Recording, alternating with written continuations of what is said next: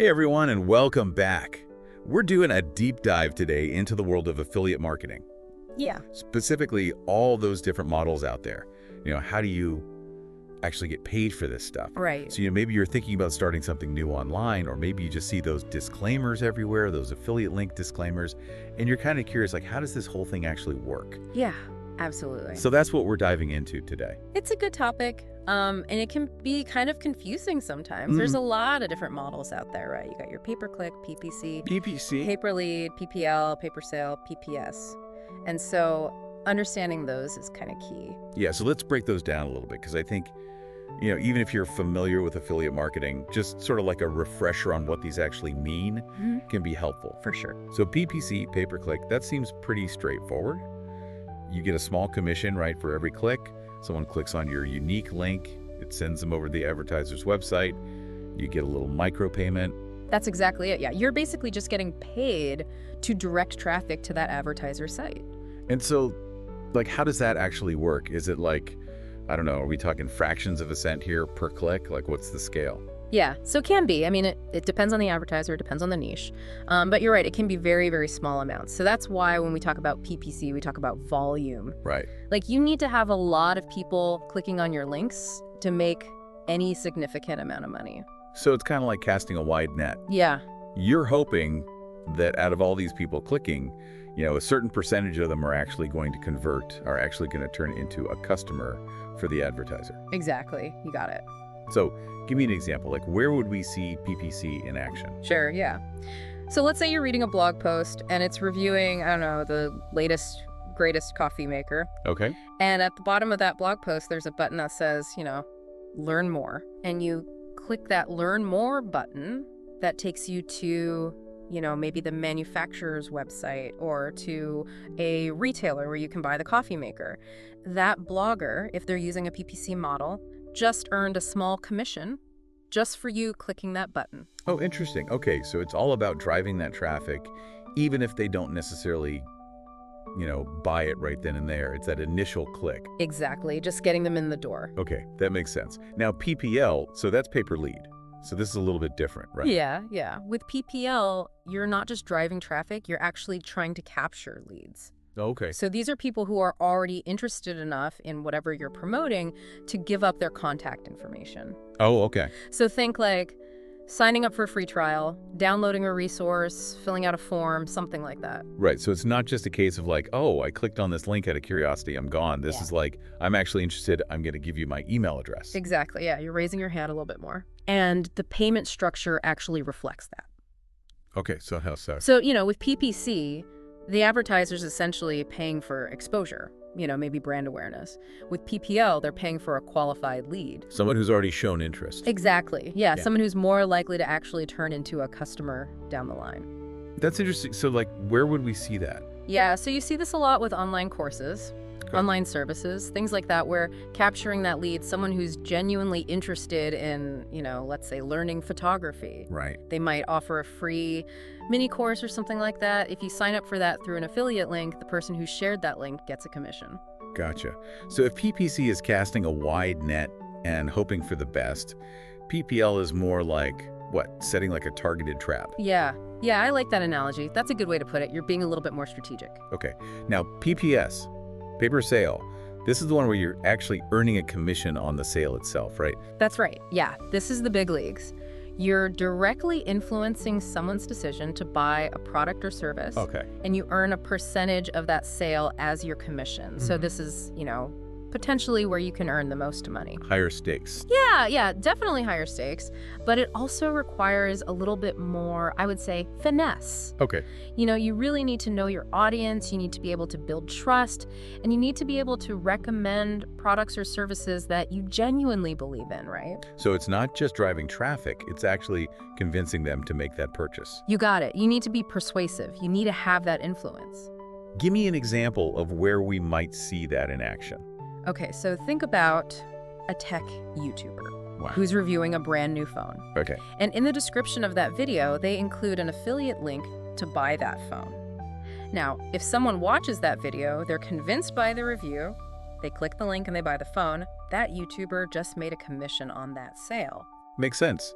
Because I know if I trust a certain tech reviewer and they're like, this is the phone to get, I'm much more likely to actually go through with that purchase. Absolutely. And that's the power of PPS, right? You're leveraging that credibility. Yeah. You're leveraging that influence to actually make those sales happen. So we've got these three models, PPC, PPL, PPS. They each kind of have their own, approach, their own level of commitment, I guess, required. Yeah, for sure. And it's interesting how they sort of play on different aspects of online behavior, right?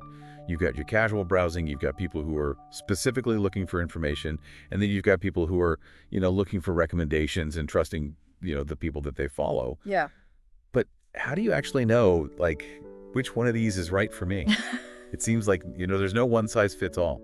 You're absolutely right. There's no magic answer, unfortunately. It would be nice, wouldn't it? But there are a lot of factors that kind of go into, I think, choosing the right model. Sometimes you even combine models, right? You might have a couple of different things going on. But some of the things to consider are, what's your niche? What's your area of expertise? If you're creating content about, let's say, technology, and you've built up an audience who really trusts your reviews, your opinion on things, then PPS might be a really good fit for you. Because they're like, oh yeah, if they recommend it, I'm sold. Exactly. Whereas if your content is a little bit more maybe informational, educational, PPL might be a better fit. So instead of reviewing the latest gadget, maybe you're giving, tutorials on how to use certain software. Exactly. Let's say you're teaching people how to use Photoshop. Right. And you find an online course that offers a free trial, to learn more advanced Photoshop techniques. Oh, okay. You could promote that course as an affiliate, and if someone signs up for that free trial through your link, boom, you get a commission. And it's something that's valuable to your audience because they're already interested in Photoshop. Exactly. It's not like, you're trying to sell them a fishing rod when they're interested in, knitting. Yeah, exactly. That's a good way to put it. Alignment is so important. Yeah. Your content, your audience, the product or service you're promoting, it all needs to kind of make sense together. So understanding your audience is key here. Absolutely. Think about it. When you're online, what makes you click on a link? What makes you actually buy something? Right. Does it feel authentic? Do I trust this person? Exactly. And sometimes it's okay to experiment a little bit too. You might start with one model and realize, you know what, this other model is actually performing a lot better. Yeah. See what sticks. Maybe my audience responds to this in a different way. It's all about, analyzing, adapting, refining that approach as you go. So speaking of refining your approach, I was reading, about these different models, and I think one thing that's really important is understanding the pros and cons of each one, right? Oh yeah, absolutely. You can't just look at the earning potential. Right. Because, there are downsides to everything. Rose-colored glasses. Gotta take them off. Exactly. So with PPC, for example, the biggest pro is probably that it's low effort. It's pretty easy to get started. You just slap a link on your website and you're good to go. But the payout per click is really small. Right. So you need a ton of traffic to make any decent money. So you're relying on those clicks. And not only that, but you have to worry about things like click fraud. Oh, right, yeah. Where people are just clicking on your links to, mess with your numbers or whatever. And then you're also attracting maybe the wrong kind of traffic. Yeah. People who are just clicking on everything. They're not really interested in buying anything. So they're just kind of bouncing off your site. Yeah, exactly. So, it's a numbers game with PPC. You got to have that volume. So easy to get into, but comes with its own set of challenges. What about PPL? So PPL, I would say the biggest pro there is the earning potential. You can earn a lot more per lead than you can per click with PPC, but it requires more work. Yeah, I was going to say, it seems like a lot more effort. Absolutely. You have to create content that's actually going to convince people to give up their contact info. Right. So this might mean things like, creating really high quality blog posts, landing pages, maybe even running some ads. And all of that takes time and effort. It might even cost you some money up front. So, that's an investment. Exactly. And not every lead is going to convert into a sale. So, you might get a higher payout per lead, but you still have to, do the work to nurture those leads and actually turn them into paying customers for the advertiser. So there's no guarantee. Right. Okay, now PPS. This one, like we said, this is potentially the most lucrative. Yeah, for sure. But I'm guessing it probably comes with the biggest set of challenges. Yeah, I would say so. The biggest challenge with PPS is building that trust and influence. Because you're asking a lot of someone. Yeah. You're saying, hey, Spend your hard-earned money on this thing that I'm recommending. And it's not just about, one product recommendation. You have to be consistent. You have to build that relationship with your audience over time. So they know that you're not just trying to, make a quick buck off of them. Right. They need to know that you actually care about their needs, that you're recommending things that you genuinely believe in. And then, even then, there's no guarantee they're going to buy it. Exactly. They might click on your link, but then they decide to buy it somewhere else. Or maybe they put it in their cart and then they get distracted and forget about it. Right. So there's a lot that's outside of your control. You can do everything right and the sale still might not happen. It's like the psychology of online shopping is a whole other beast. It is. It's like a whole other deep dive. Right. I mean, that's a whole other episode right there.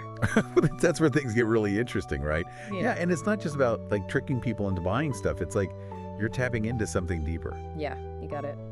Affiliate marketing, when it's done well, it's not really about like being salesy, It's about being a good resource. Oh. It's about helping people find products and services that they actually need and that will actually add value to their lives. So it's less about like, being a hard seller and more about being like a trusted guide or something. Exactly. Like you're helping them navigate this crazy world of online shopping. And, there's a lot of stuff out there. So much. And so if you can be that voice of reason, that person that people trust to, sift through all the noise and say, hey, this is actually worth your time. This is actually worth your money. That's where you're really going to succeed. Well, I've got to say, this has been really, really helpful. We went from, just like the very basics of like, okay, what is PPC? What is PPL? What is PPS? To like really understanding, the psychology behind all of this and how people make decisions online, niche selection, building that trust. It's a lot more to it than I think I realized. It is, and we've only just scratched the surface, really. Oh, I'm sure. I mean, the world of affiliate marketing is constantly changing, right? You have new models popping up, new platforms, new strategies. So it's like this constant learning curve. Yeah, you always got to be learning, you got to be adapting, experimenting, Staying on your toes. Exactly. But that's what makes it so exciting, right? There's always something new to try. Well, as we're wrapping up here, I want to kind of leave our listeners with something to think about, right? Mm-hmm. Think about something you recently bought online. Anything at all. A book, a gadget, a course, whatever. Now, think about what actually led you to that purchase. Was it a friend's recommendation? Did you read a review online? Did you see an ad that was like weirdly specific to something you were just thinking about? Right. Chances are affiliate marketing was probably somewhere in the mix there. Oh, yeah, absolutely. It's working behind the scenes a lot more than we realize. It's kind of wild to think about. It is. It's really fascinating. Well, that's it for this deep dive into the world of affiliate marketing. We hope you learned a lot, and most importantly, we hope this sparks some ideas, Whether you're just starting out or you're a seasoned pro, there's always more to learn and always new ways to grow. Absolutely. And don't be afraid to experiment, Try new things, see what works. That's right. Keep diving deep. Until next time.